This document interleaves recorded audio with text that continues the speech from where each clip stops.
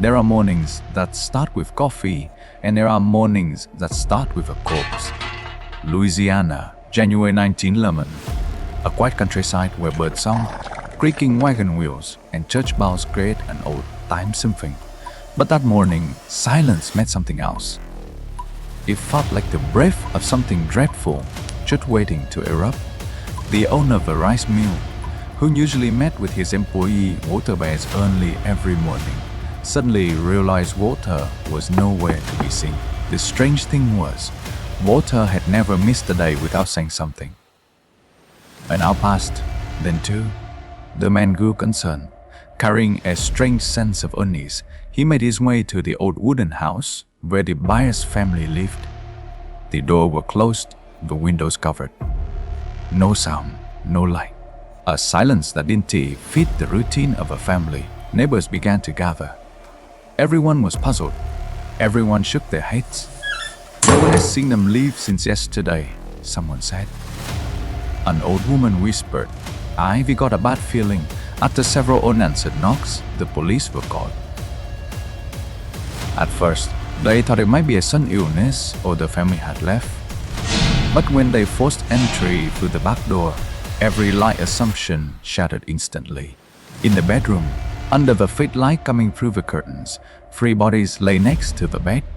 Walter, his wife, and their 6-year-old child. None of them had their heads intact. Their skulls had been crushed by something heavy, precise, and cold-blooded. Blood splattered across the walls like paint. Beside the bed was a metal bucket filled with human blood, as if someone had been collecting it for a ritual.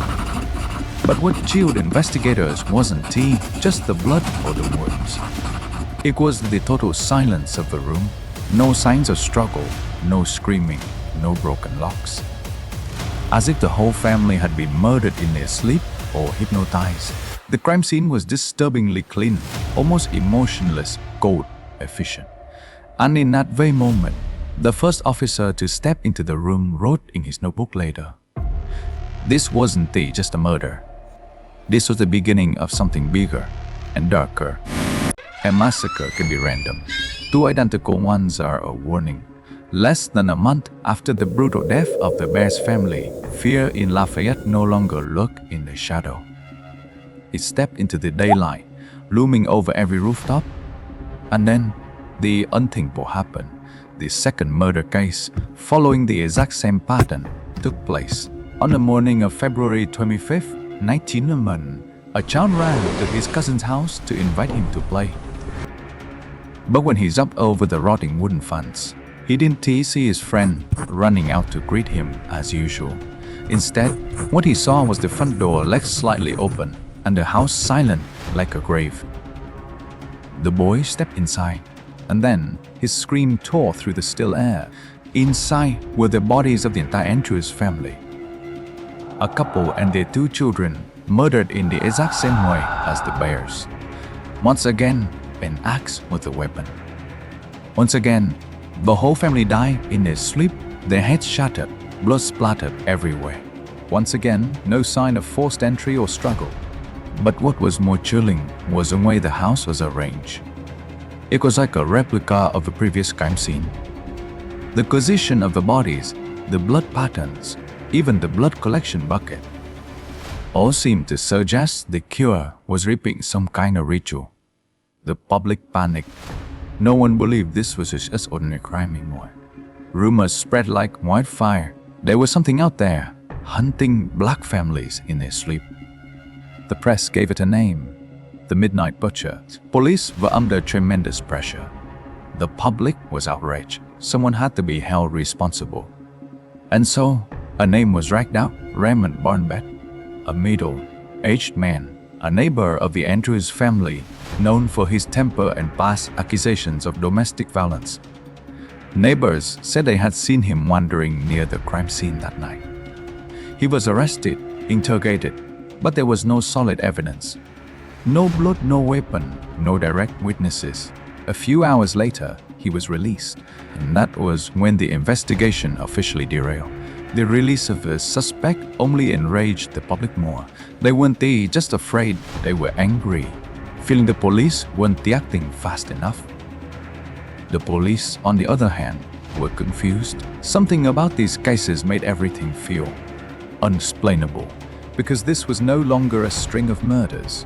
It felt like someone was sending a message, bloody message, repeated over and over, in a language no one had yet understood. Sometimes, the scariest person lives right inside your own home. When the police were cornered by the public, they began to focus on the first name they could control. Raymond Barnabet, black man, a laborer, living next to the victim's house, a rude man, often drunk, known for beating his wife and children. In an investigation desperate for a face to blame, Raymond fit the role too well. This time, he didn't escape. Police came back and arrested him a second time. Not because of new evidence, but because his wife showed up at the station. Her face was bruised, her body trembling, and she brought a chilling story.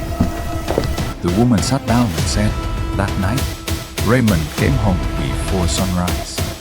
His face was covered in blood, his fingernails still red.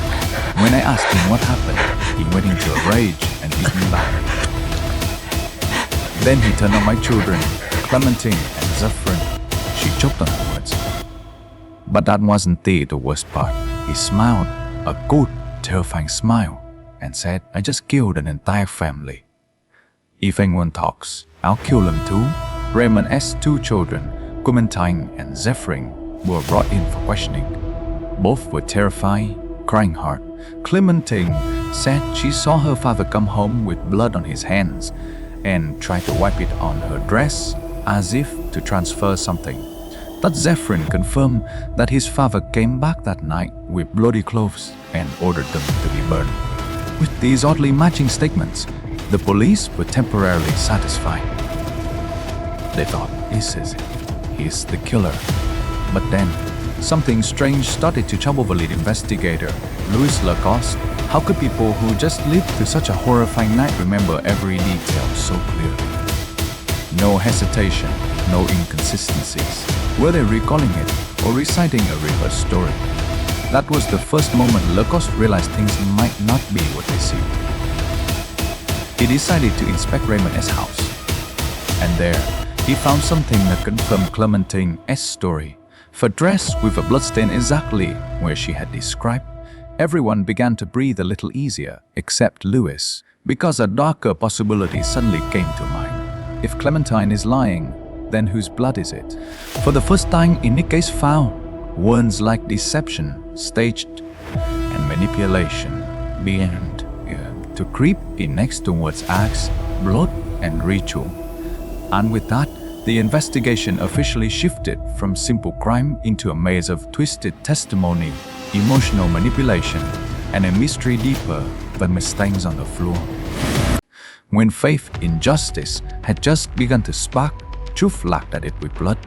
November 2011. The sky had not yet brightened, but the city of Lafayette woke up trembling to news more horrifying than anything they had ever heard. Another family had been killed, the Randall family, and this time, more blood had been spilled than ever before. 3 children, their parents, all found dead in their own home, killed in their sleep. And one specific detail stood out.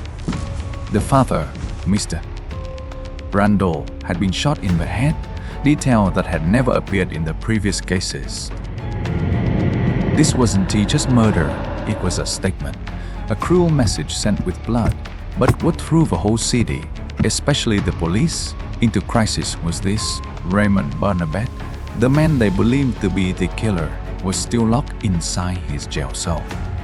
The victims were killed right next to his home, using the same method, the same bloody style, the same strange ritual. How could that be possible? This couldn't be coincidence. This was a message. UV got the wrong man. The city was shaken. The public began to doubt that the killer had ever been caught. And worse, they feared they might be lost in a maze of lies. Investigator Louis Lacost started over. He compared the 3 cases, Byers, Andrews, and Randall. The deeper he looked, the more he realized he wasn't chasing a man. He was chasing a phenomenon. He started digging into old case files. And unexpectedly, he stumbled upon a bizarre case forgot for over 40 years. The Oplois family, also black, had been murdered in exactly the same way. Same weapon. Same body placement. Same chilling silence inside the house. No one was arrested.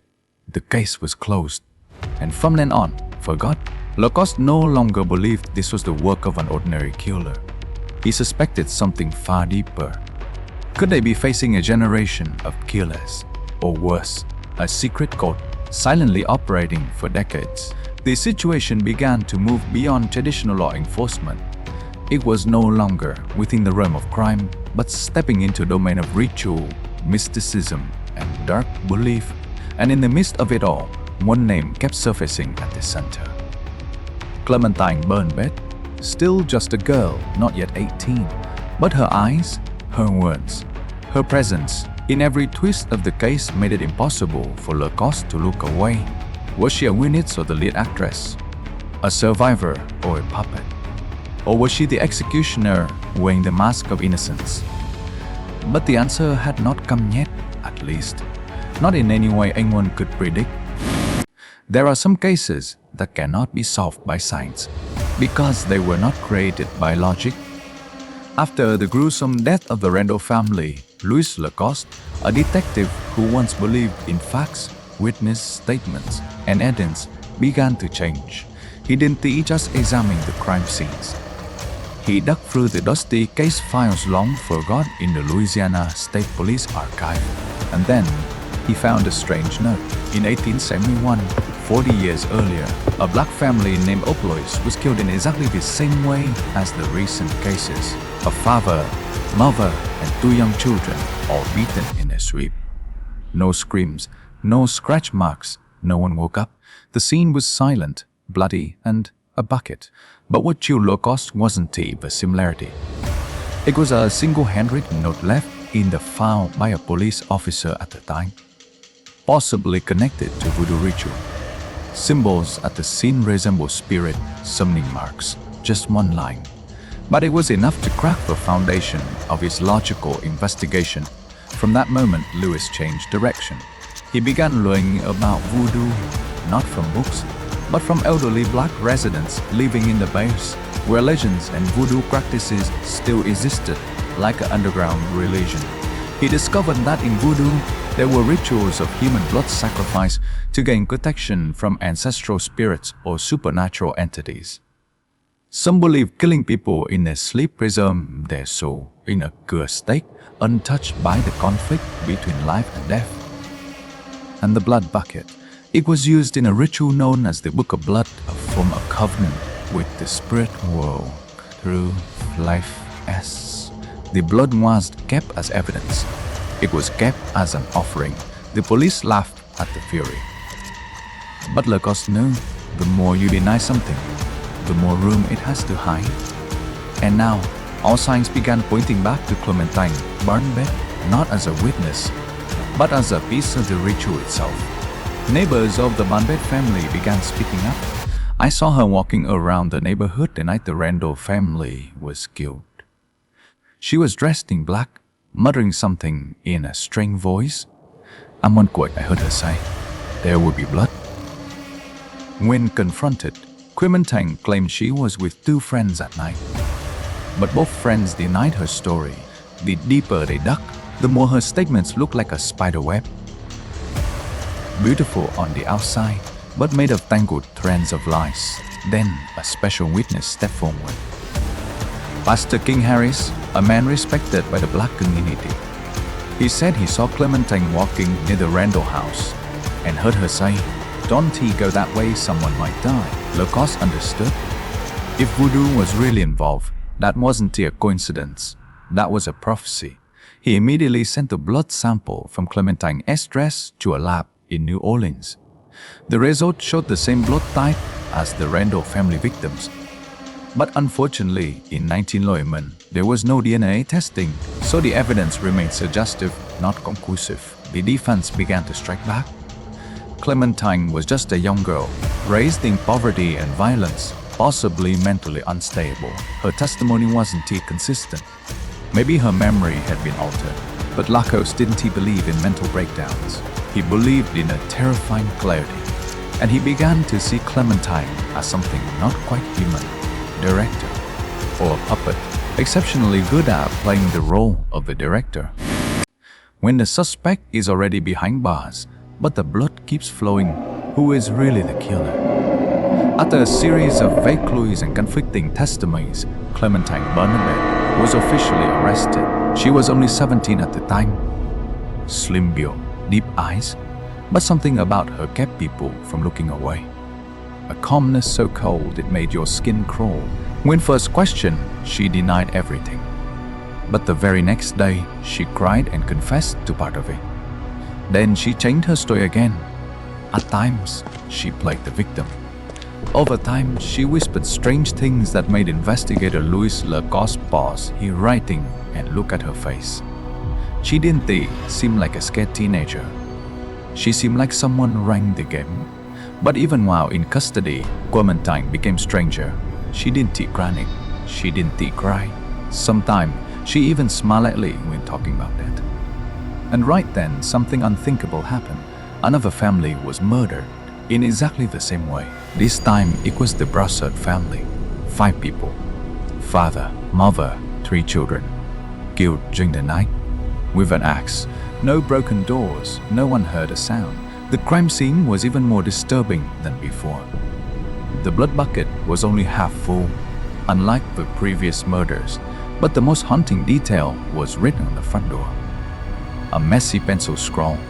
When he seeks blood, he does not forget the cries of the humble. And just below it, another line written in blood. The 5th human. The police was stunned. Someone was playing a twisted game. And it clearly wanted Clementine because she was locked up.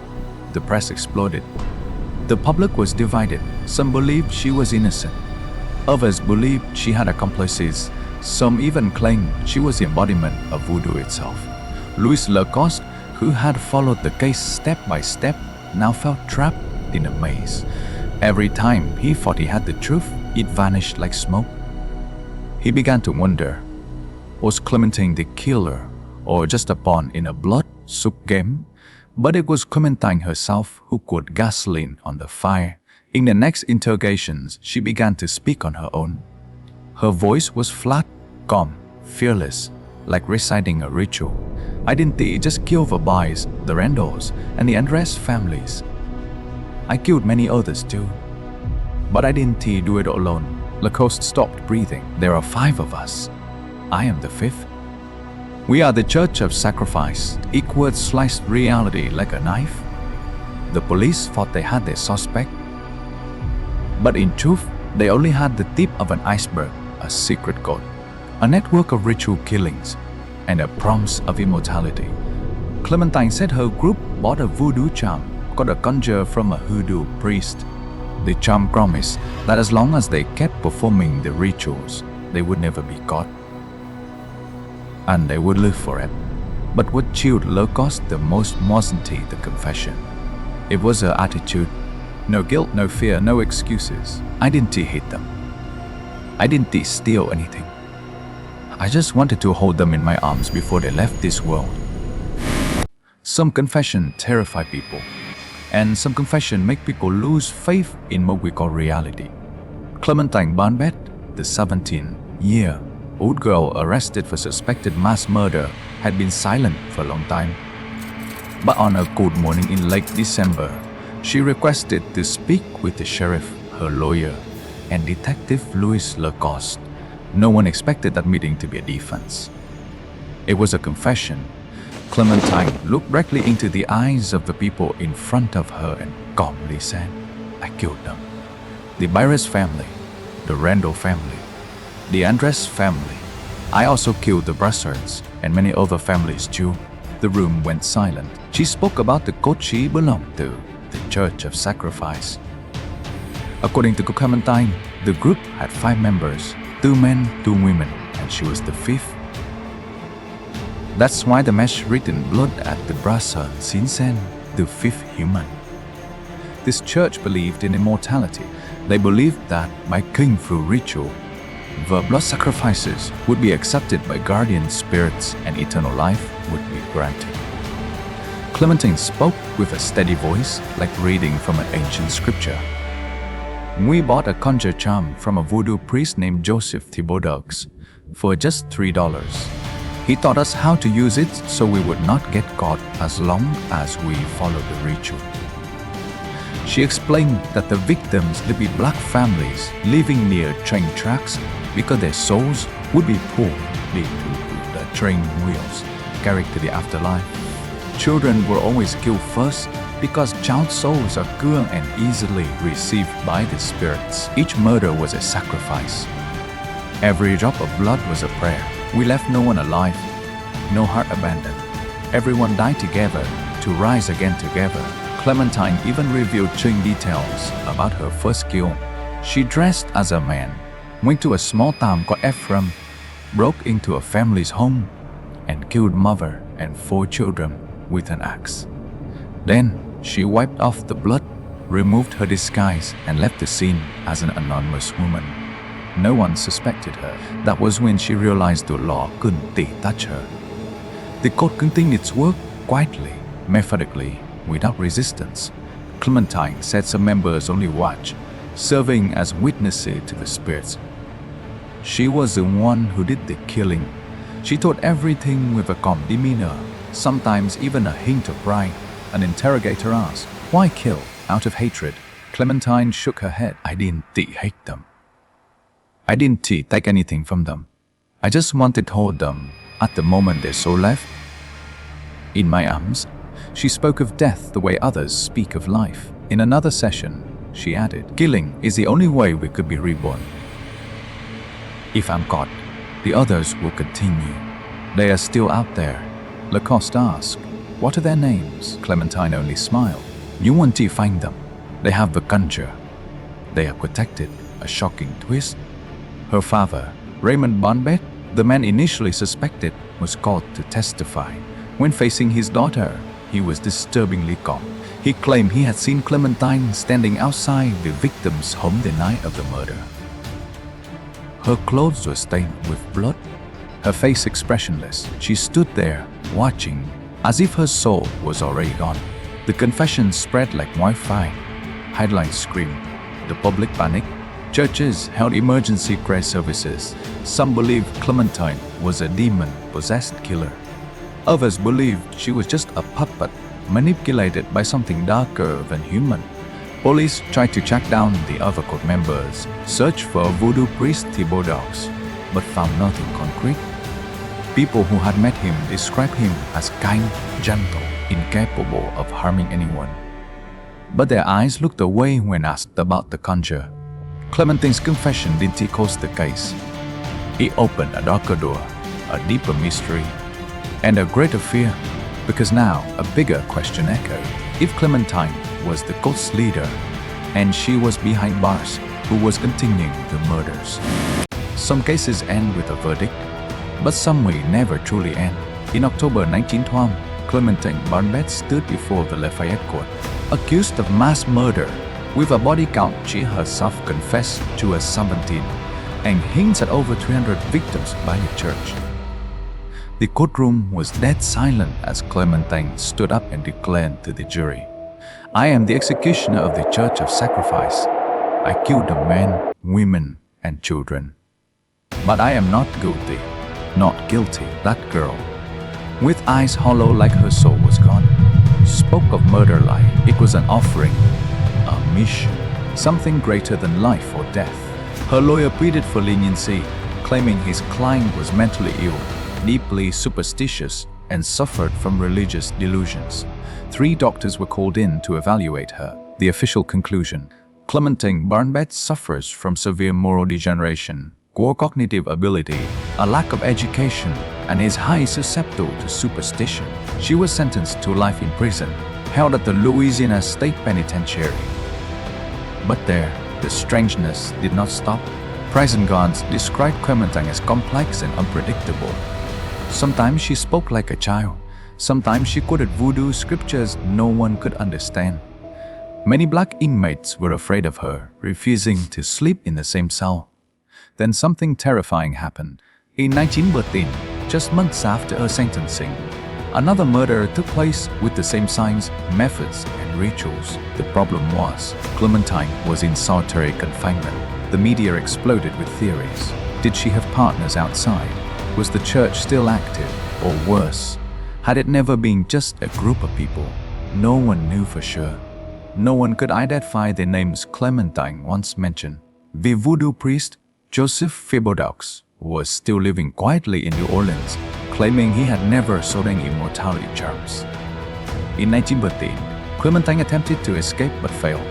According to medical records, she later underwent a lobotomy, a surgical removal of part of the frontal lobe, thought at the time to treat mental illness. The results were shocking. Clementine became calm, gentle, almost like a completely different person. She started helping other female inmates. She even sang lullabies to younger prisoners. 10 years later, in 1923, Clementine Barnabet was quietly released. No records explain why. No one knew where she went. No one heard from her again. But what keeps this case forever open is this: the murders continue. Still the acts, still the blood rituals, still the symbols. They even spread to other states, from Texas to as far as Philadelphia. So, who was Clementine? A delusional psychopath? A killer manipulated by a cult? Or was she the one who created the nightmare only to be swallowed by? And the final question, the one that still haunts every investigator, journalist, and reader of this case file. If Clementine lied, then who is still killing? And if she told the truth, then the Church of Sacrifice never disappeared. It's just waiting for its next offering.